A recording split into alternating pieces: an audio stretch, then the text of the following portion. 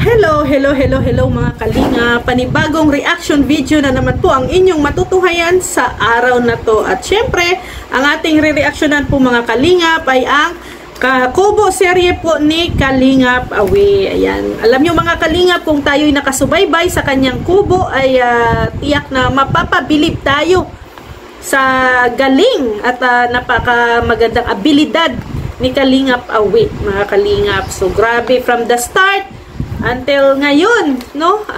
Sinusubaybayan pa rin natin ang kanyang kubo. At syempre excited tayo na matapos na ng tuluyan at makita na natin ang ang perfect na kubo ni Kalingap Awi.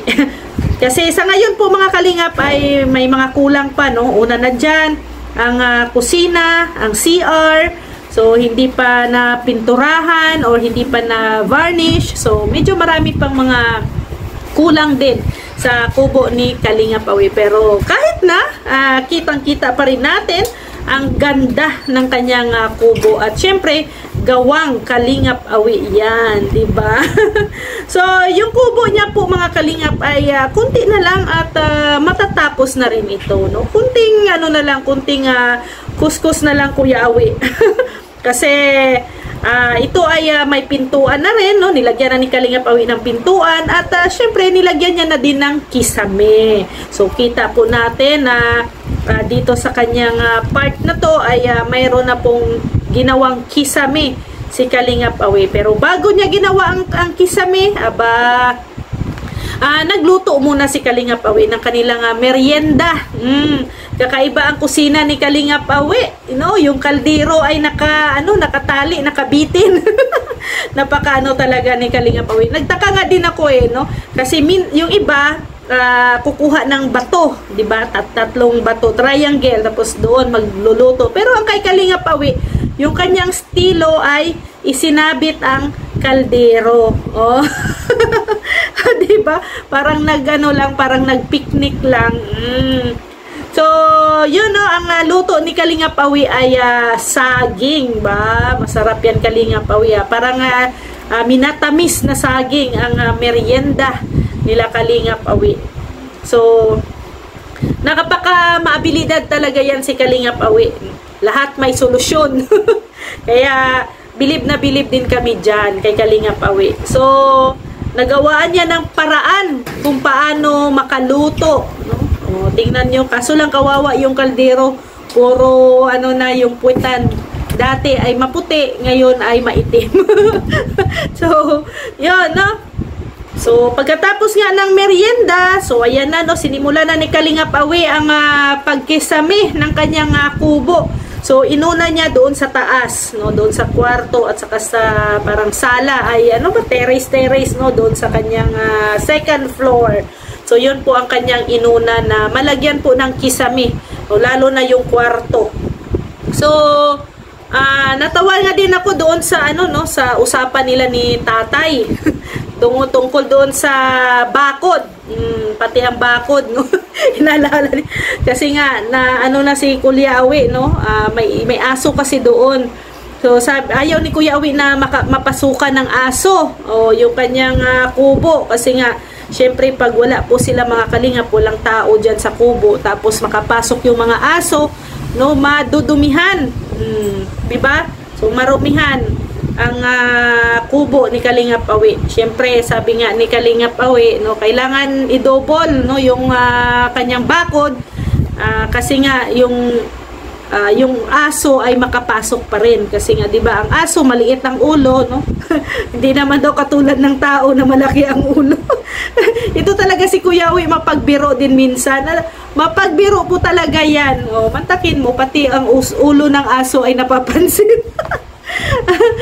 So, binakura ni Kalingap Awi ang kanyang kubo, no. Ang purpose nun, para hindi po makapasok yung aso at lalong hindi makapasok ang tao. So, bakit tao, 'di ba? So, ito ang rason mga kalingap.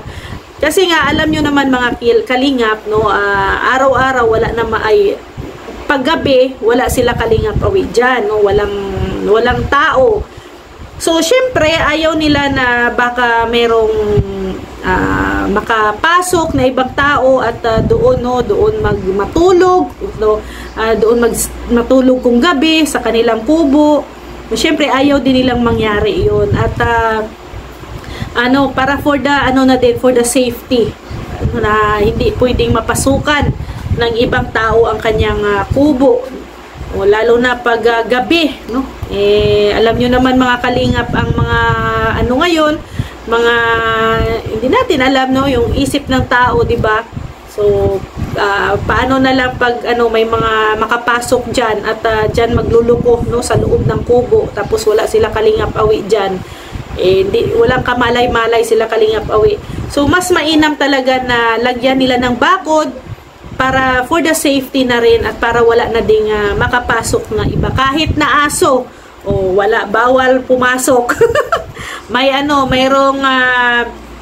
mayroong gate pass ang pumasok doon. Kaya ang ginawa po nila kalingap awi, yung ginamit po nila na sa kanilang kubo, sa kanilang kisame ay yung amakan.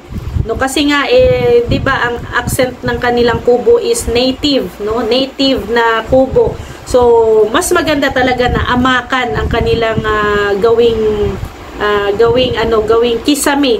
Itong amakan naman kalingap, no? Sa probinsya ay talaga 'yan.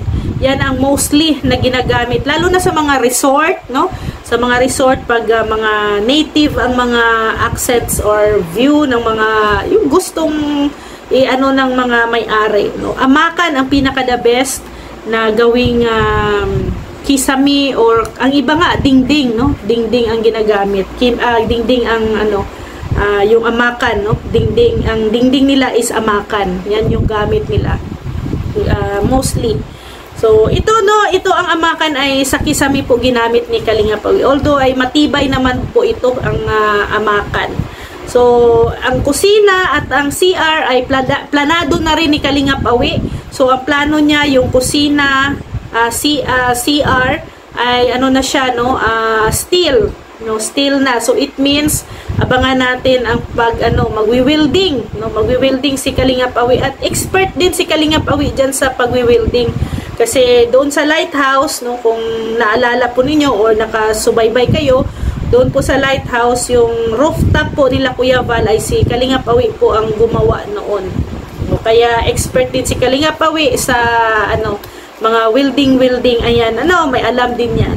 So syempre, no, mga kalingap, hindi talaga maiwasan na dalawin nila Ruel and Rachel ang kubo ni Kalingap Awi.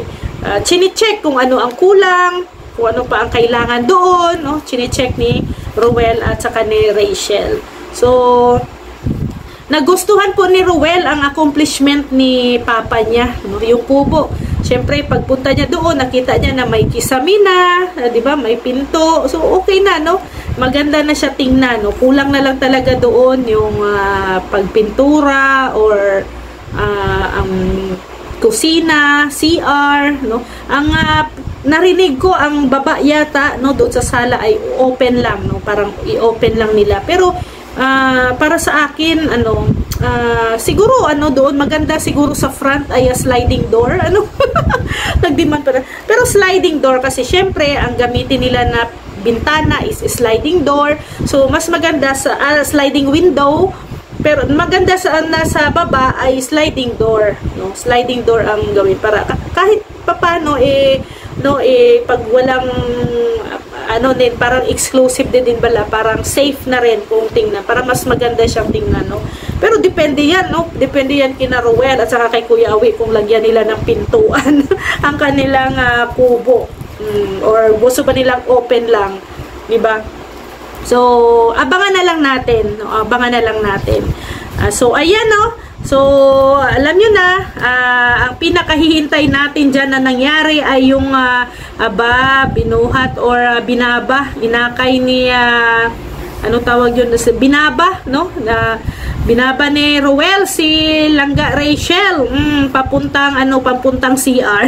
Kasi nga po mga kalingap ay wala pong tsinelas si Rachel, nakapaalang. So, syempre doon mahalaman, 'di ba? Maraming mga doon, Oh, so binaba ni ni Ruel si Rachel para safe naman po, no, para ma-safe si Rachel. So ayun, kahit na mabigat, mabigat ba?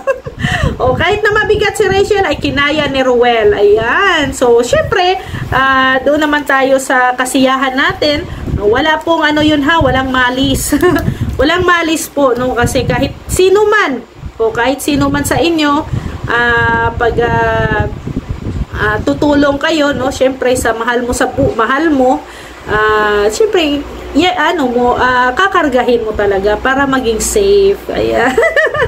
So, sa mga hindi pa po nakapanood sa video na to, at para kiligin din kayo sa ending, sa ending, no, ng video ni Kalingap Awi, puntahan nyo lang po sa channel ni Kalingap Awi ang kanyang Kubo serye.